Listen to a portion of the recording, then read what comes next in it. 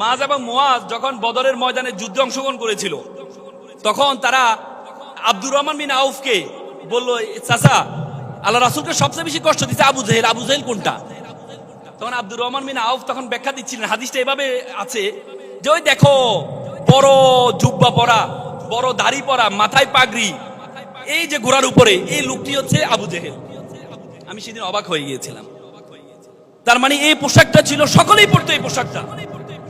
আমাকে একটু বলুন তো, একটা কলম দেখতে অনেক সুন্দর, কিন্তু তাকে দিয়ে লেখা যায় না, এটা গুরুত্বপূর্ণ নাকি কলমটা দেখতে সুন্দর না তাকে দিয়ে লেখা যায়, কোনটা গুরুত্বপূর্ণ বলুন তো? কোনটা গুরুত্বপূর্ণ?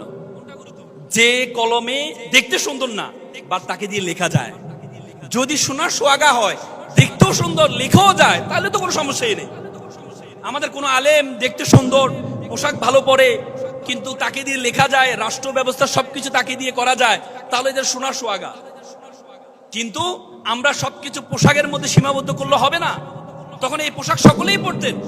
আই ডিউ রেসপেক্ট, আমি পোশাককে সম্মান করি, আমি মনে করি এই পোশাকটা আমাদেরও পরা উচিত, যেহেতু রাসূল পরেছে। কিন্তু সেটা এমন না যে পোশাক পরলেই, না পরলেই তুমি, তোমার ঈমান থাকবে না, তোমার এ হবে না, এটা ঠিক না।